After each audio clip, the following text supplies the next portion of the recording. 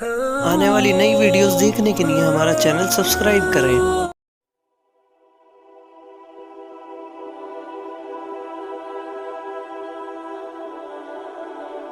حضرت عمر جن کو تخت حکومت پہ بیٹھتے تھے اور ان کا تخت کو سونے زبرجد کا نہیں تھا، مسجد نبوی کی چٹائی تھی، اور سارا دن وہاں بیٹھ کے لوگوں کی باتیں سنتے، اور جب رات کے اندھیرے گہرے ہوتے عمر بھیس بدل کے مدینے کی گلیوں کا گشت کرتے۔ کہا تمہارے گھر سے دھواں نکل رہا ہے اور بچے رو رہے ہیں، ان کو کھانا کیوں نہیں دیتی؟ کہنے لگی عمر کی جان کو رو رہی۔ عمر کے پاؤں تلے سے زمین نکل گئی۔ کہا کیا ہوا؟ کہا 3 دن سے ہمارے ہاں کھانے کے لیے کچھ نہیں ہے، روزانہ بچے روتے ہیں اور میں ہنڈیا کے اندر پتھر ڈال کر کے نیچے سے آگ ڈالتی رہتی ہوں کہ بچے انتظار کر کر کے سو جائیں گے، کم وقت سو بھی نہیں رہے، اور وہ پتھر پکیں گے بھی کیا، اور میں عمر کی جان کو رو رہی ہوں۔ حضرت عمر کا کلیجہ دہلنے لگا، فوراً پلٹے، واپس بیت المال میں آئے، گھی کا ایک کنستر لیا، آٹے کی بوری لی، مرچ مسالہ جات بہت کچھ اٹھایا، اپنے کندھے پہ رکھا، بوری اپنی کمر پہ لا دی۔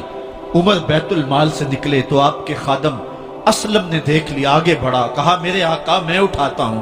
عمر کی آنکھوں میں آنسو ہے۔ کہا اسلم قیامت کے دن میرا بوجھ اٹھا لو گے؟ کہا قیامت کے دن تو اپنا اپنا بوجھ اٹھانا پڑے گا۔ کہا عمر کو آج اپنا ہی اٹھانے دو۔ حضرت عمر وہ گھی کا کنستر اور وہ آٹے کی بوری سر پہ اٹھائے ہیں اور اس خاتون کے گھر جاتے ہیں اور دستک دیتے ہیں۔ وہ جب دیکھتی ہے اس کی جان میں جان آ جاتی ہے۔ کہا جلدی جلدی آٹا گوندو، اور عمر سبزی کاٹنے لگ جاتے ہیں۔ حضرت عمر رضی اللہ تعالی عنہ سبزی تیار کر دیتے، ادھر آٹا گند جاتا ہے، اور پھر اوپر چولہا رکھا جاتا ہے، چولہے کے اندر آگ رکھی جاتی ہے، وہ کھانا پکانے لگتی ہے، آگ بجھتی ہے۔ تاریخ نے لکھا ہے آگ بجھنے لگتی ہے، عمر جھک کر کے پھونکے مارتا ہے،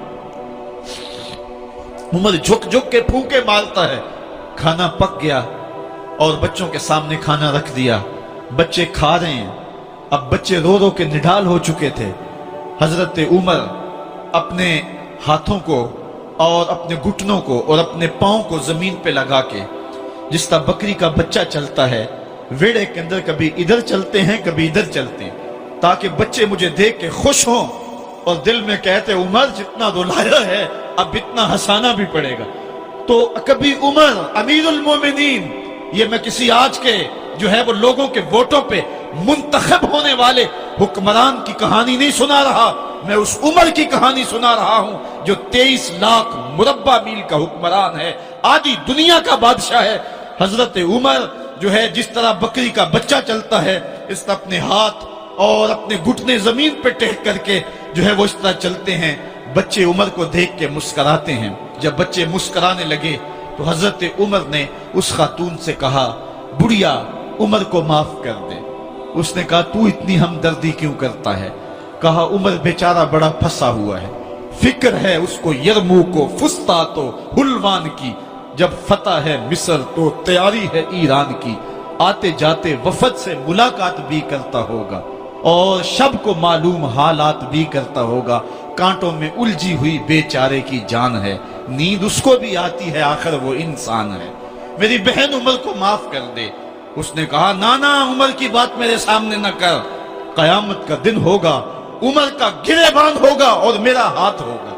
جب اس نے یہ بات کہی تو عمر برداشت نہ کر سکے، بچوں کی طرح بلک بلک کر رونے لگے۔ کہا وہ بد نصیب عمر تیرے سامنے ہے، آج ہی کہلا جو کہنا ہے، قیامت کے دن مجھے معاف رکھنا۔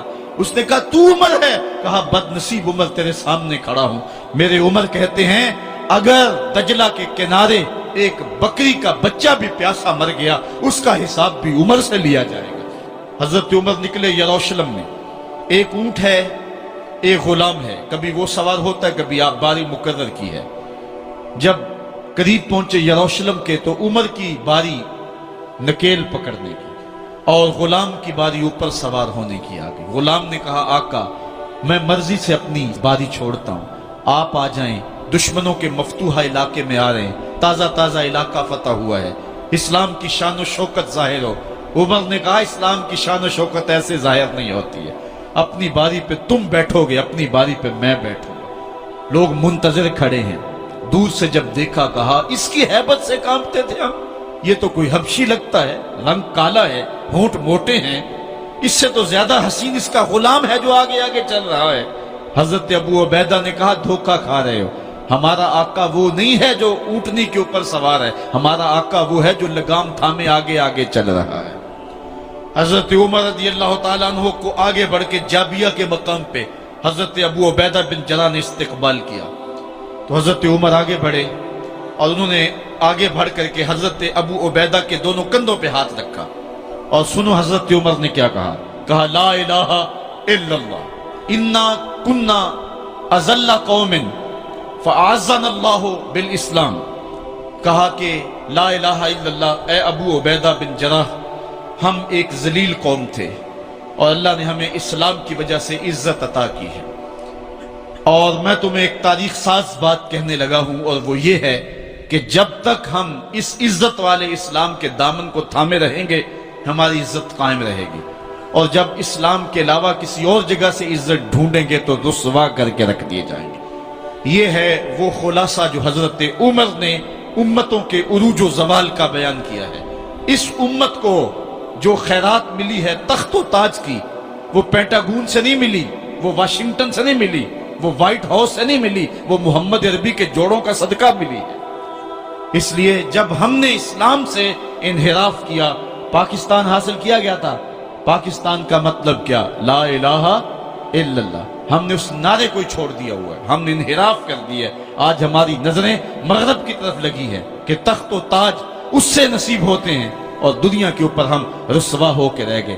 ہماری پستی، ہماری زبوحالی، ہماری ذلت کا سبب یہ ہے کہ جس جگہ سے ہمیں عزت ملی تھی ہم نے وہ مرکز ہی چھوڑ دیا ہے، اس مرکز حیات کو، اس مرکز زندگی کو، اس مرکز عزت کو ہم نے چھوڑ دیا ہے، اور دنیا کے اوپر ہم رسوا ہو رہے ہیں۔ انہی حضرت عمر کی کہانی ہے، وادی تہامہ سے گزر رہے تھے کہ بچوں کی طرح بلک بلک کے رونے لگے۔ کہا عمر جوان آدمی ہو اور بچوں کی طرح بلک کے رو رہے ہو؟ کہا تم نہیں جانتے، مجھے بچپن کی کہانی یاد آ گئی۔ کہا کیا کہانی ہے؟ کہا یہی عرض تہامہ تھی، میرے باپ خطاب نے مجھے 5 اونٹ دیے تھے، کہا انہیں لائن میں کھڑا کرو سیدھا، میں آگے والا سیدھا کرتا تھا، پیچھے والا ٹیڑھا ہو جاتا، پیچھے والا سیدھا کرتا، آگے والا ٹیڑھا ہو جاتا۔ میرے باپ خطاب نے مجھے بڑا مارا۔ کہا ایک عرب کے بیٹے ہو کہ تم سے 5 اونٹ لائن میں کھڑے نہیں ہوتے؟ کہا ایک زمانہ عمر پہ وہ تھا کہ اس سے 5 اونٹ لائن میں کھڑے نہیں ہوتے تھے، اور آج شرق سے لے کر غرب تک 23 لاکھ مربع میل کی حکمرانی، اور انسان بھی لائن میں کھڑے ہیں۔ یہ محمد عربی کے جوڑوں کا صدقہ نہیں ہے تو اور کیا ہے؟ عمر سے تو 5 اونٹ لائن میں کھڑے نہیں ہوتے تھے۔ تو یہ عزتیں، یہ تخت و تاج، یہ حکومتیں ہمیں